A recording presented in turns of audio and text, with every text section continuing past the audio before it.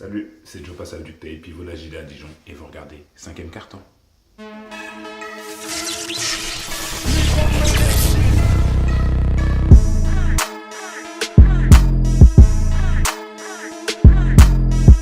Merci à vous d'être avec nous pour donc cette nouvelle émission de 5e carton, l'incontournable sur la toile. Et pour parler de la 10e journée de Pro A, je suis accompagné des magnifiques, des envoûtantes Amélie. Salut, ne nous emballons pas. Et Émilie. Salut Nas. Vous avez bien suivi cette 10e journée ? Ouh là là, oui, plein de choses en plus. C'était difficile de choisir des matchs. J'avoue. Et ben tout de suite, on va parler du sommaire. Donc, on va parler du match Le Portel-Monaco. Et c'est toi qui prends la main dessus. On parlera aussi de Chalon-Reims-Le Mans. Et là, c'est toi, c'est bon. Je suis un sans faute pour l'instant. Parfait. On aura Cholet-Gravelines. Et là, c'est une attaque combinée des deux. Ensuite, bien entendu, donc on aura les autres résultats de la journée. On aura le classement, le MVP et le match à suivre pour la prochaine journée. Et ton petit bêtisier à la fin. Ouais, mon petit bêtisier. C'est vrai que j'ai oublié de le dire, mais maintenant, il y a un bêtisier à la fin des émissions. Voilà. Il est accaparé à 75% par les bêtises de Nas. On verra. Et bah, du coup, pour lancer l'émission, c'est toi, Émilie. Donc, bon bêtisier à toi. Oui, c'est Le Portel-Monaco, c'est deux équipes que j'affectionne. Moi, je suis pro Monaco, je l'ai affiché en début de saison parce que je pense que c'est des sérieux prétendants au titre et j'espère en tout cas qu'ils vont me faire gagner de l'argent et qu'ils vont réussir à la remporter. Et Le Portel parce que j'ai eu la chance d'interviewer Franck Hassel qui est très sympathique. Donc voilà pourquoi j'affectionne ces deux équipes et je suis très contente de commenter ce match. Alors c'est Monaco qui s'est déplacé au Portel, donc c'est le Rocher à l'assaut du Chaudron. C'est un match qu'on aurait pu commenter il y a 2 ans puisque les deux équipes étaient en Pro B. Donc elles se sont déjà rencontrées en Pro B. Il n'y avait pas le même effectif quand même. Je pense à mon avis, il y a une équipe qui s'est bien renforcée. Bah oui. Laquelle Je ne sais pas. On demandera au petit prince. Alors, et cette année, donc Monaco, ils sont à 8 victoires pour une défaite, ils sont en tête de championnat et ils visent le titre, alors que le Portel, eux, ils visent le maintien, ils sont seulement à 3 victoires pour 6 défaites, pardon. Donc c'est un peu plus difficile pour eux. La seule défaite de Monaco, c'était contre une équipe qui n'avait rien à perdre. Vous vous rappelez laquelle ? Nancy, c'est ça. Nancy, j'allais le dire. Et donc là, on a à peu près le même format, puisque le Portel, donc en fin de classement, a rien à perdre contre Monaco. Mais ils ont un atout supplémentaire, leur public au Chaudron, leur salle. Vous suivez, merci. Oui, non, c'est vrai que c'est très difficile de gagner là-bas. Le Mans, d'ailleurs, on avait fait les frais, j'en avais parlé. J'avais dit que c'était la première équipe à tomber, sûrement pas la seule. Du coup, qu'en est-il ? Alors, qu'en est-il ? Le Portel s'est mis en mode 200% pour inquiéter Monaco. Et ils ont d'ailleurs réussi à le faire puisque Monaco a été mené une bonne partie du match. La presse tout-terrain du Portel a sérieusement inquiété la Roca Team. Et le Portel a d'ailleurs dominé le rebond. Ils sont à 35 prises contre 23 pour Monaco. Oui, et tous les joueurs du Portel, du petit meneur au grand intérieur, ont pris au moins un rebond. Le Portel est en tête à la pause et ils sont d'ailleurs à plus 9 à 26 minutes. Donc ils ont commencé à creuser un écart, c'est pas mal. Mais le coach, l'entraîneur monégasque Mitrovic va prendre un temps mort, va pousser une grosse soufflante à son équipe. Comme à son habitude. Moi, j'aime bien les coachs qui réagissent. Il leur demande de prendre des rebonds et surtout de jouer avec leur tête. Chose qui ouais, voilà, le petit tacle. Chose qu'ils vont faire puisque le Portel ne va marquer que 11 points dans les 14 minutes restantes de la rencontre. Donc ils ont quand même réussi à les stopper un petit peu. Monaco prend la tête à la fin du 3e quart-temps avec un shoot longue distance réussi de Paul Rigaud. Ça a d'ailleurs été son seul panier marqué. Mais le Portel ne lâche rien et égalise à la 39e, 62 partout.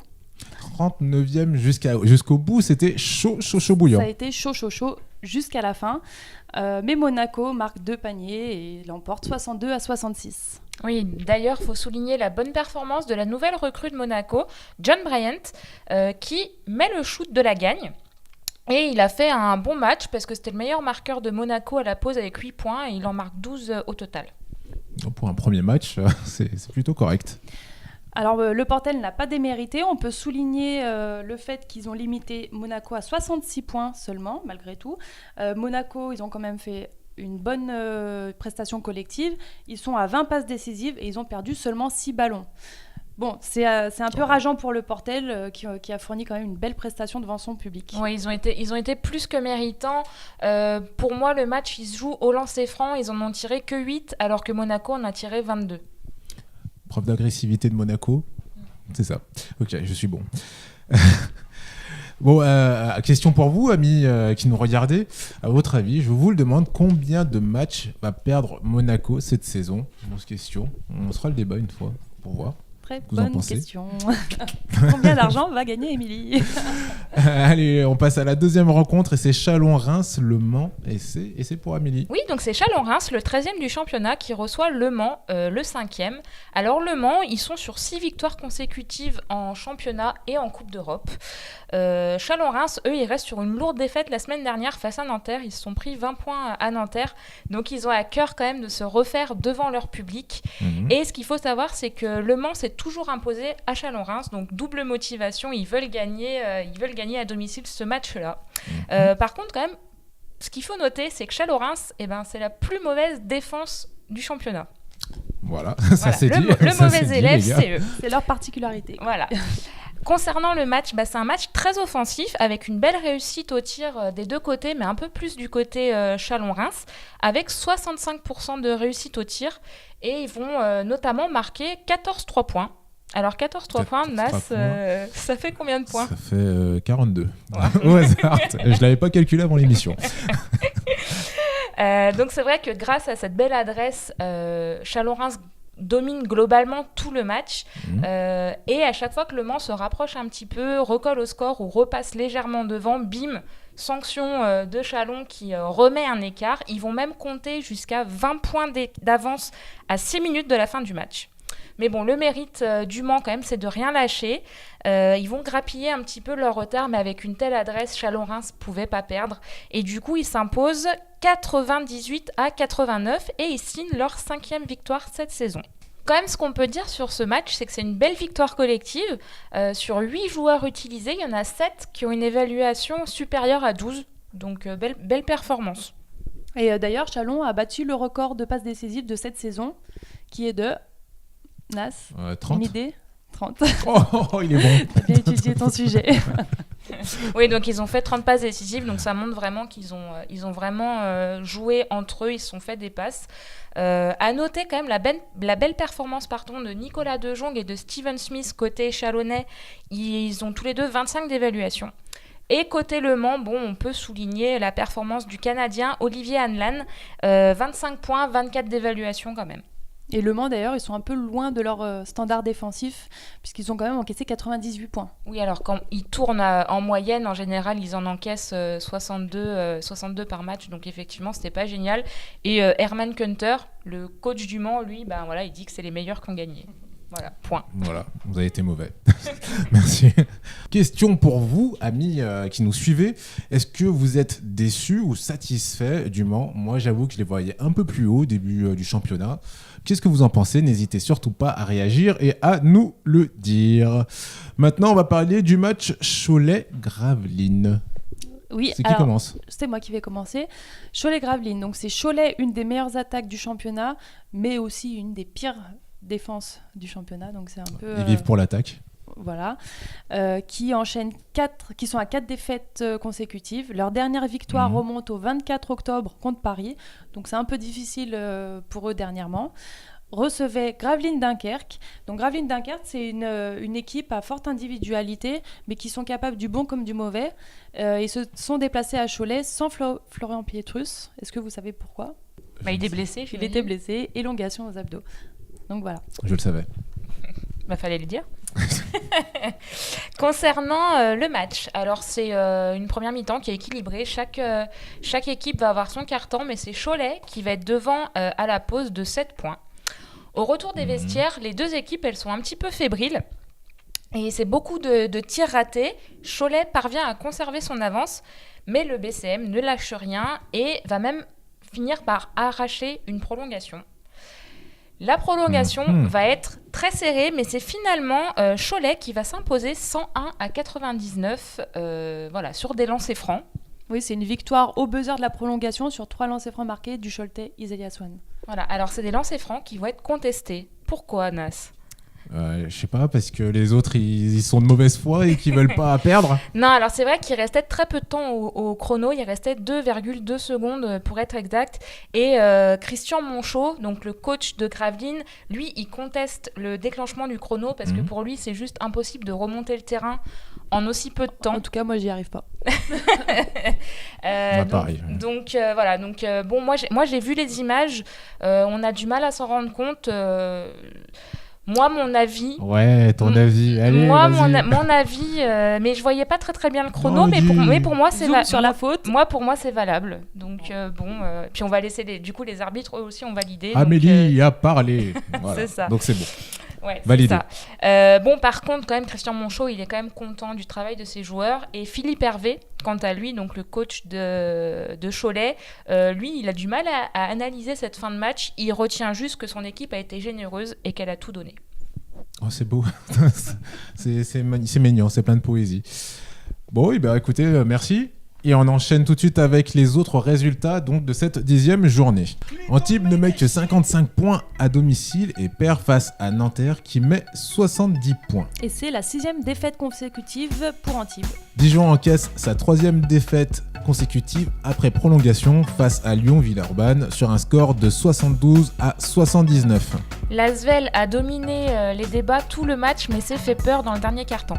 Paris-Levallois perd pour la 2e fois consécutive à domicile face à Orléans sur un petit score de 51 à 53.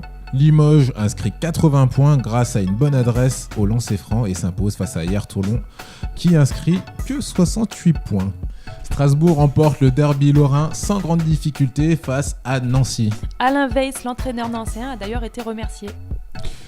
Duel des deux élans pour la 2e place, Chalon gagne à domicile face à Paula Cortez.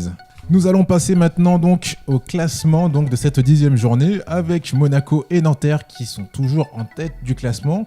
On note une belle remontée quand même de Strasbourg qui colle à Lyon-Villeurbanne. Et en bas de tableau, on retrouve Nancy en difficulté, en réelle difficulté.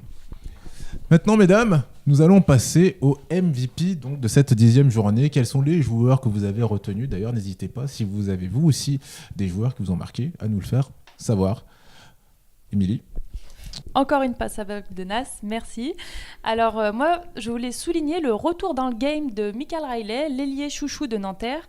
Il avait des petites difficultés dernièrement, il avait des évaluations à 5 ou moins, il était même à -1 contre Dijon. Et là, contre Antibes, il a fini MVP de la rencontre. Il a marqué 11 points, 5 rebonds, 4 passes décisives et il est à 19 d'évaluation. Donc voilà, c'était pour souligner son retour et j'espère qu'il repart pour une bonne lancée pour la suite. Et toi, Amélie ? Alors moi, j'ai choisi Sid Giffer, le Limougeot. Donc il a été un très bon élément dans la victoire de son équipe face à Hier-Toulon. Il signe un double-double, 25 points, 10 rebonds, 31 d'évaluation.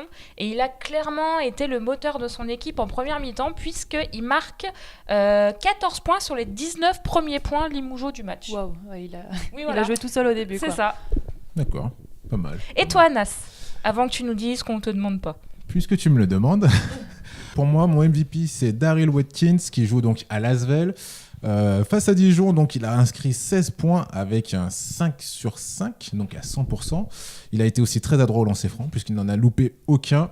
Il a pris 9 rebonds, ça lui donne une évaluation de 25. Daryl Watkins, c'est tout ou rien. Et là, c'était tout. Eh bien, écoutez, maintenant, on va passer au match à venir. Donc, pour la 11e journée, alors, quels sont les matchs que vous nous conseillez, mesdames ? Vas-y. Alors moi, je conseille un petit classico samedi du côté de Villeurbanne qui reçoit Limoges. Donc match à 18h30 à l'Astrobal, ça devrait être pas mal. Diffusé sur SFR Sport 2 ? Tout à fait. Quant à toi, Émilie ? Et moi, ce sera Monaco contre Paris dimanche, diffusé également à 18h30 sur SFR Sport 2. Et toi, Nas ? Pour ma part, ça sera aussi donc Lyon-Villeurbanne à Limoges, qui est diffusé sur SFR Sport 2. Eh bien, merci à vous, mesdames, pour toutes ces informations. Quant à nous, on se retrouve la semaine prochaine. N'hésitez surtout pas à réagir sur les réseaux sociaux. À très, très bientôt. Ciao, ciao.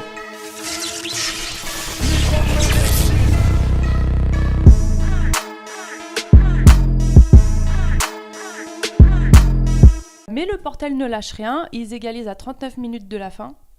39 Non. minutes de la fin. C'était à moi.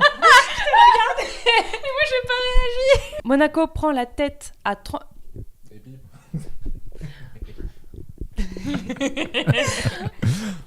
Allez, 20e, Émilie. On la refait. Ah, oh. C'est bon? Vas-y. T'as fini de te regarder? Oui. Merci. Mais de rien. Merci, Amélie, De rien. pour toutes ces infos. Strasbourg remporte le derby lorrain sans grande... Non. Quoi? T'as dit Lorient. C'est Lorrain? Ah, mais l'accent lyonnais, merde. Strasbourg remporte le derby lorrain. Je vais le dire, hein. Lorient, j'arrive pas. Lorrain. Remporte le derby. Point. Lorrain Gals. Allez. Le référentiel. Merci, Émilie. À toi, Amélie. Bon, bah écoutez, on arrive à la fin de cette émission. Merci, mesdames, hein, pour tous vos bons conseils On n'a pas donné de conseils? et informations. Bon, d'accord, ok. Réagissez, likez, et puis bah, passez un excellent week-end. Ciao, ciao. Un Pourquoi excellent excellent week-end. On est mercredi. Le mercredi, tu sais.